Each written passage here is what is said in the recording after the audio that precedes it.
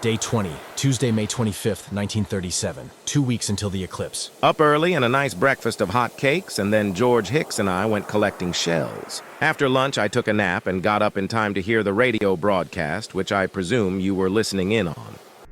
The National Broadcasting Company presents a program of music and news arranged especially for relay to the National Geographic Society, United States Navy Eclipse Expedition, on the desert island of Canton of the Phoenix Group in the South Pacific Ocean.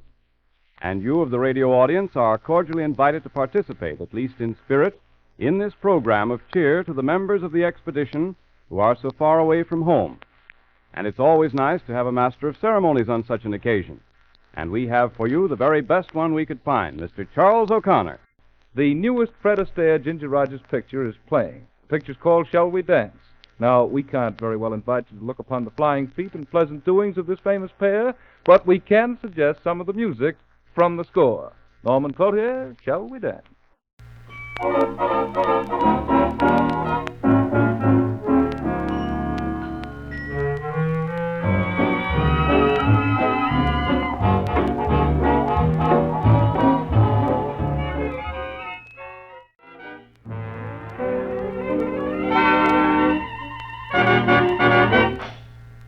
Now we know, indeed, that you're going to be very glad to meet the Cadoodlers, who are known as Toyland's gift to radio.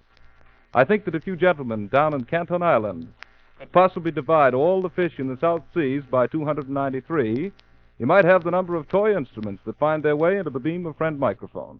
The Cadoodlers and the Love Bug Will Bite You.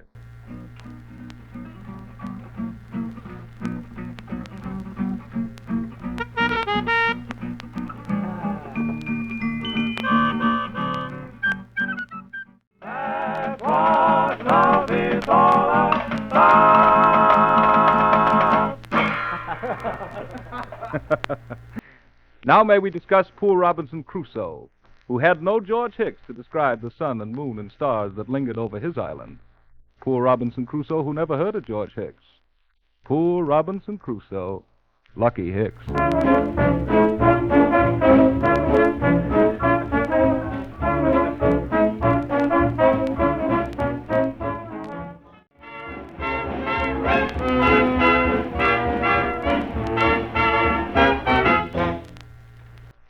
Now, gentlemen of the expedition, we have some news for you, sent to you by courtesy of the Press Radio News Bureau.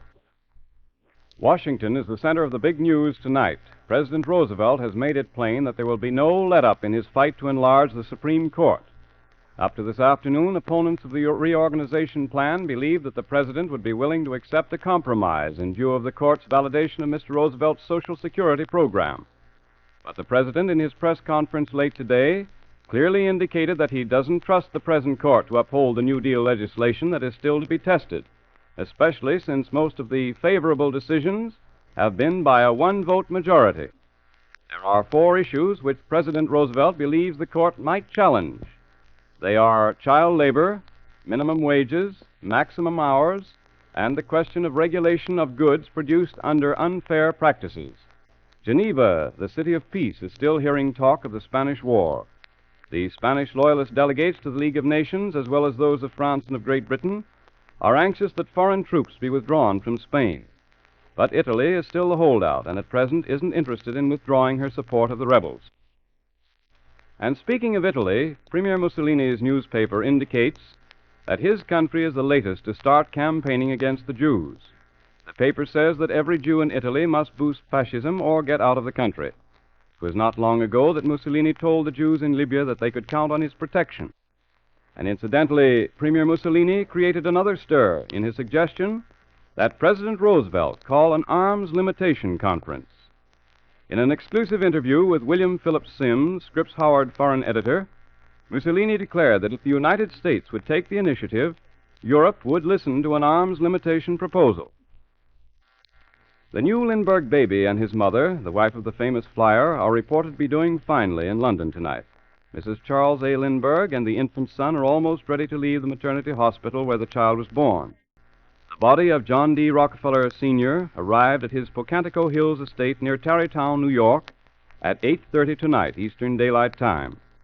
And tomorrow, simple funeral services will be held in the great hall of the Pocantico Hills home. It required 15 railroad policemen to hold back the large crowd that met the private car tonight.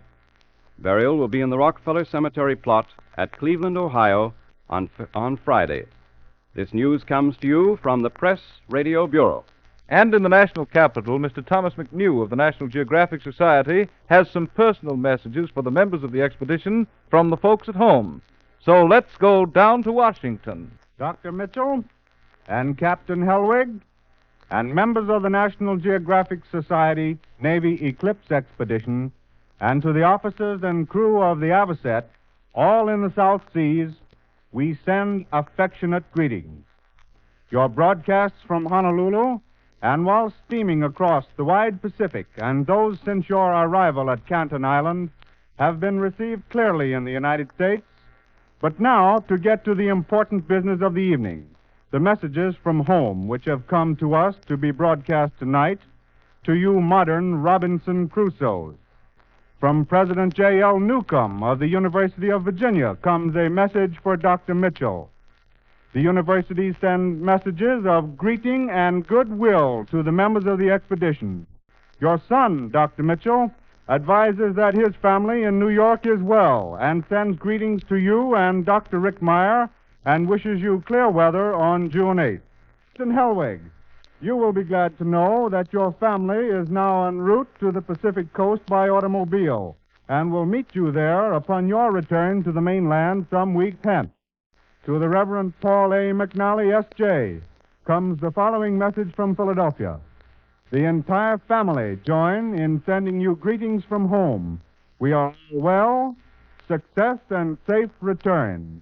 George Hicks, NBC announcer with the expedition, who has given us such vivid and interesting word pictures of happenings on Canton Island.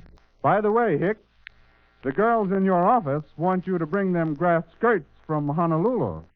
Now, just come in from the Naval Hospital, Washington. The staff there send their greetings to Lieutenant Gross, Dr. Mitchell, and associates. May the morning of June 8th be cloudless in the South Seas, and may your every scientific objective be complete with a richness of fulfillment that will amply reward you all for the time and effort you have expended and the hardships you have endured in order that the world's store of knowledge resulting from total solar eclipses may be gainfully increased. Good night and good luck. And now for more entertainment, let's return to New York.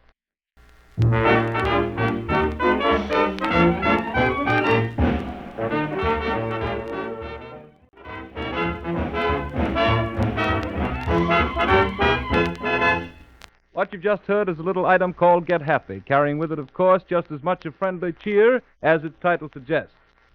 Next is something called Crazy Rhythm in a special arrangement. Of course, the title Crazy Rhythm isn't different enough, so we're going to do this with Delirium Tremens. Crazy Rhythm.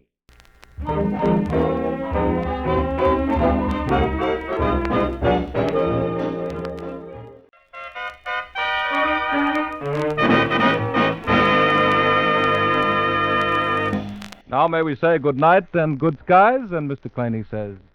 We have just come to the end of a special program directed to the National Geographic Society United States Navy Eclipse Exposition on Canton Island, the Phoenix Group in the South Pacific Ocean. We hope you, our radio audience, and you, our friends in the South Seas, have enjoyed listening to it as much as we've enjoyed doing it. This program was relayed to the expedition through station KGU in Honolulu through the cooperation of RCA Communications. And this has been a Blue Network presentation of the National Broadcasting Company, RCA Building, Radio City.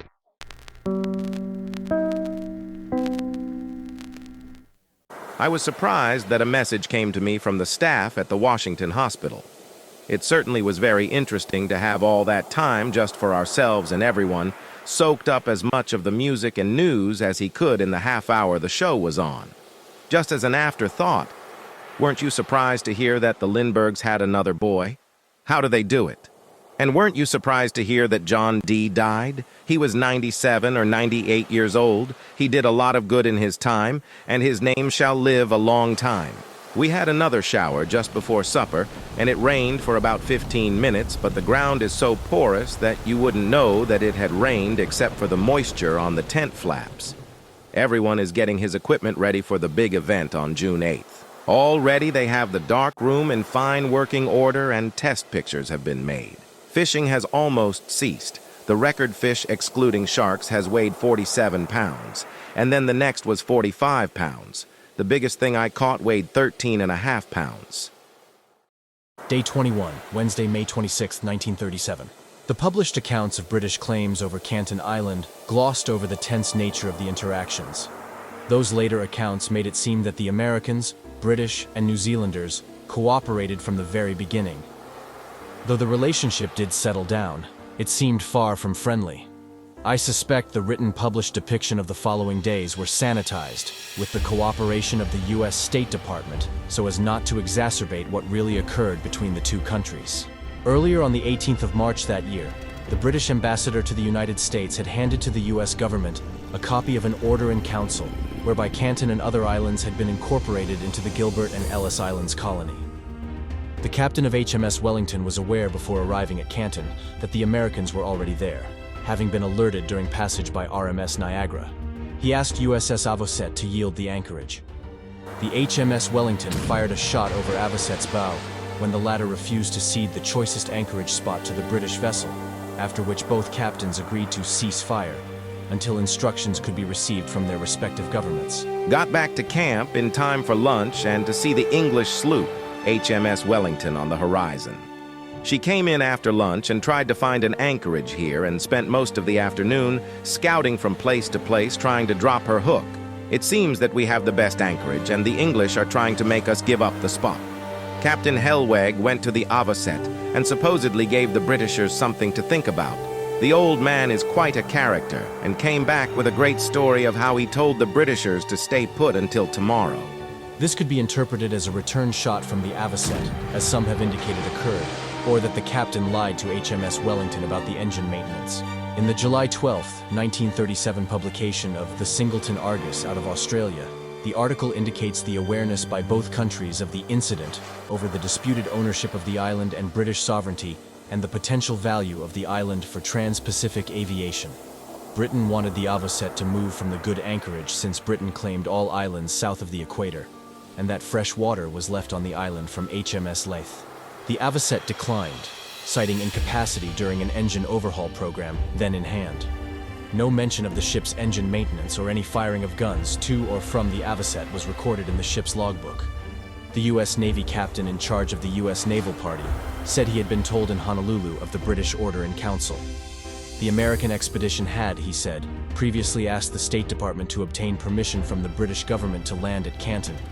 The State Department, however, had advised that no prior permission was required because the ownership of Canton and the Enderbury Islands was undecided, and the State Department did not anyway recognize British sovereignty over them. You see, this is supposed to be her island, and we have moved right in on them. Of course, there is nothing that would come up to make diplomatic relations strained. Because we are here only for a scientific mission, you wouldn't think so to hear the way rumblings go on. The captains exchanged courtesy calls, and all the men on the USS Avocet had to get into uniforms, which must have been heartbreaking to some of the fishermen. I don't see how anything can come of it, but I suppose, like damn fool Americans, we will go out and find an anchorage for them in the morning. There was some talk about sending the Avocet all the way back to Honolulu if we had to give up our place. We'll see what the morning brings. Both captains then wired their respective governments in London and Washington what to do next. Both received quite similar instructions to do nothing rash. Wellington moored nearby, having obtained an assurance that if her safety was indeed imperiled, then Avocet's engine overhaul would be interrupted and the ship would move. As it happened, Wellington did drag her anchor and was obliged to go to another anchorage, this time to a safer position.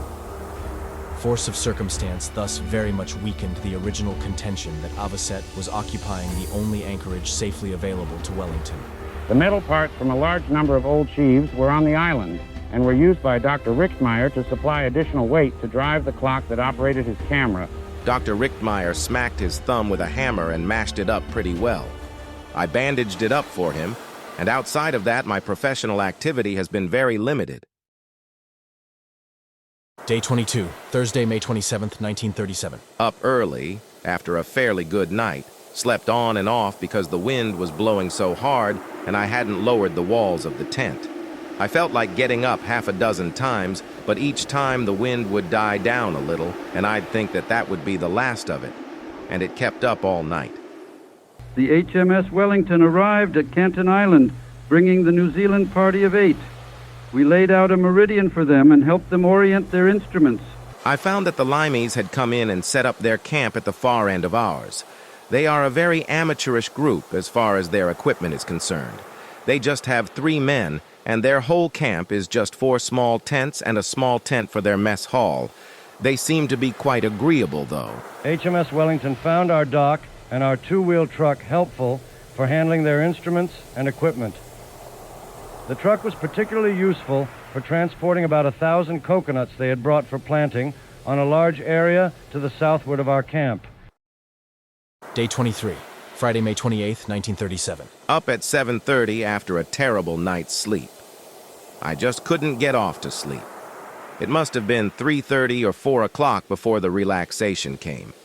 Then the men get up early, one can't sleep because of the noise, so I got up and had breakfast. There isn't the feverish activity now that there was when we first came here, so I took a shovel and went over and filled in the grave. I threw the skull and jawbone back in. I would have gone deeper to see if there were any rings on the finger bones, but there had been a landslide which almost filled the whole thing in again, and it was just too darned much to do. I filled it all in and put the markers back in place again, and then came back to camp. The Limeys were having an awful time with their meals, so I rounded up a piece of sheet metal from the wreck and several other pieces of iron, and built them a stove, and made the smokestack out of gallon tin cans. Both ends out of them, and fitted one on top of the other, and riveted them together with nails cut short, and now they have a very serviceable stove on which to cook their meals. It just took a line or two to say that, but it took the rest of the morning and the better part of the afternoon to do it. You know, it is the same kind of stove we used to use out on the CCC, and believe me, there was a good draft after we put 7-gallon cans together. They were trying to cook their meals over an open fire. Our resourceful doctor helped them improvise a stove from scrap material and constructed an odd but efficient smokestack from empty cans and roofing nails. After supper tonight, we took the Limeys down to the channel and had them catch some sharks. Actually, there was carnage going on in that stream. It was just alive with fish killing one another. The water was thrashed into foam by them. They caught 3 sharks in about 10 minutes and then quit. We had lanterns along the shore, and the flying fish would come right out of the water and butt their heads on the rocks of the shore, so there wasn't any trouble keeping the hooks baited. Now that the critical day drew near, the weather, which had been perfect, began to act uncertainly. One night the whole camp was nearly blown away. For several days and nights we had daily storms. And then the weather seemed satisfied for a while and behaved itself. But we were all anxiously watching the eastern sky every morning at eclipse time, and we were not encouraged. Everyone in the camp is in the best of health, and there doesn't seem to be a damn thing for me to do. I just hope this keeps on because I really am enjoying this lazy life. Nothing to do and the whole day to do it in. I don't know what I'll do when I have to go back to work again. I miss you and the kids very much. How is Hermie Lou behaving herself these days? And Peggy, I'll bet, is just as cute as she can be. I shall be so happy to see them again. Well, we only have 11 more days before we start back. Day 24, Saturday, May 29th, 1937. 10 days until the eclipse. Up early as usual and a poor breakfast, because I hated to tackle the egg that was served me. I know that it must have been pretty strong because those of a week ago were about as ripe as I could stand without becoming nauseated. Stayed around camp until about 10:30 and then took a boat over to the ship intending to do some work addressing envelopes. But Williamson and I got to talking about the Britishers and their domineering attitude, and the morning was shot before I completed more than a dozen. Had lunch board, and then tried to take a nap under the port gun, but the only thing I did was to doze off for a few minutes at a time. The breeze was quite strong and was annoying to one trying to wrap himself in the arms of Morpheus. Came back ashore on the 3 o'clock boat. Day 25, Sunday, May 30th, 1937, 9 days until the eclipse. Up early after a good night's sleep. Didn't do much this morning but shave and get ready for our broadcast in the afternoon.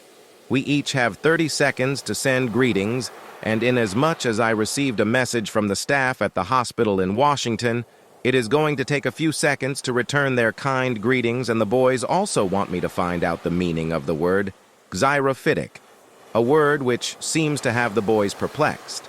The ceremony was very impressive. Decoration Day. Greetings to our loved ones at home. It got me paralyzed, and when it was my turn to come to the microphone, I had a feeling of mic fright, but I quickly recovered before I went on very far. Good evening, ladies and gentlemen of the United States. This is Canton Island calling. Announcer George Hicks of the National Broadcasting Company, now speaking from this South Sea Island in the Phoenix Group, and although it may be evening where you are, it has only got around to 3 in the afternoon where we are. We've been on this tiny dot of coal now for 17 days, and most of us have been from our homes for over a month and a half. With scientists making up this National Geographic Society, United States Navy Eclipse Expedition, we are here to study the total eclipse of the sun on June the 8th. Before me is a simple 4-foot-high cement pyramid with its top cut flat and with 2 aluminum American flags embedded in 2 sides and 2 Hubbard National Geographic medals in 2. Last Wednesday, our camp was excited by the arrival of the HMS Wellington, bringing the New Zealand eclipse party northward to Canton. They're now comfortably camped beside us, with their ensign, with the 4 stars of the Southern Cross flying from their mess tent. We begin our day on the island at sunrise, which is near 7 a.m. our time. The scientists are working very hard, and now with their apparatus set up, they wait for the moon, which last night rose at 11 p.m., photograph its intensity. They're testing plates, setting driving clocks, or wait for dark and the stars to focus their cameras upon. Dr. Rickmeyer is our only casualty, hitting his thumb with a hammer. The only things that bother us at all are the hermit crabs, scarlet-legged fellows living in red seashells which they carry around on their backs. They pull away anything, cigarette packages, handkerchiefs, socks. I even saw one trying to tug away my camera by the strap. And now we're moving our microphone down closer to the monument. Ladies and gentlemen, Memorial Day, which is today, is even dearer to us, so far away. We're standing here in a semicircle, officers, scientists, and sailors, on the sand before this simple monument, with the lagoon waters a dozen feet from it. Here is Captain Frederick Helwig, in charge of the expedition, commanding naval officer for 37 years. We dedicate this monument on Canton Island in the South Pacific to all men of all ships, to all men of good faith, and to all who have gone before and made our progress possible. Hooray! Hooray! And now, ladies and gentlemen of the United States, we've been away from our homes for over a month. It will be over a month again before we can return. On May 25th, NBC sent us a program with words from our families. Now, let's not forget Dr. A.J. Gross, the naval surgeon who's been living with us on the island. His family's in Honolulu. Hello, Mel. How are you and the baby? Give them an extra kiss for me tonight when you put them to bed. My thanks to Captain Thomas and his staff at the Naval Hospital in Washington for their kind greetings of last week. Mr. McNew, we are using a word of luscious sound but of unknown meaning to describe everything on this atoll, from fish to flowers to finances. Here it is. Xyrophytic. Xyrophytic. I'll spell it again. Xyrophytic. I may have several mental cases on my hands unless you give us the meaning on next week's broadcast. And I'm not going to be left out of this myself. To my little baby wife in Jackson's Great Long Island, please take care of yourself and the baby, and keep the lawn watered, and don't be too surprised when you see me, because the sailors cut off all my hair when I crossed the equator. George Hicks announcing. These programs are presented via RCA Communications through facilities of the National Broadcasting Company. In the evening, we were invited over to the New Zealanders' camp and had one beer, which was very warm with them. They try to be so congenial, but there is something so stiff about them all that there seemed to be a strained atmosphere that even the beer could not erase. Several of the men proposed toasts to the different groups, but even at that, we all left early and went to our own tents to rest after a day of feverish activities for us. We had the Brits for Sunday dinner when we had roast chicken, and in turn they had us to a smoker or two. Day 26, Monday, May 31st, 1937, 8 days until the eclipse. Had a good night's sleep last night, even though the wind did blow pretty hard, and though my tent's sides flapped a great deal, I went off finally and was perfectly oblivious of my surroundings until this morning. Had a nice breakfast of French toast and coffee, and then set out with Hicks and Brown of the NBC to gather in a few more shells and pieces of coral. Helped Dr. Gardner got his camera shifted about into position, and then played poker until midnight, and came out the loser to the tune of $2.23.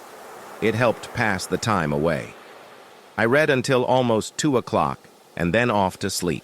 Got up about 1:30 or 2 to smoke a cigarette and take a walk, and then back to my hard cot and finally fell asleep. I forgot to mention that George Hicks has a program tomorrow, and he has been having a devil of a time getting his script down to the allotted time. I have been giving him a hand with the typing, so you will later know that I had a small part in the delivery of the program. No ideas of mine, just manual labor of putting some of the words on paper. Hicks is a very conscientious young fellow, and he hardly goes into a frenzy just before program item. Guess it is a nervous strain, all right, because he has to have everything worked out to the second. If anything goes longer, then he has to cut something else, and he has no musical scores to drop out. You see, if he gets a thought started, he has to get it across and then fill in with something else. In the studios, they get their point across and then fill in with music, but he can't do that here. If the studio runs over, they just cut the musical score and no one knows the difference.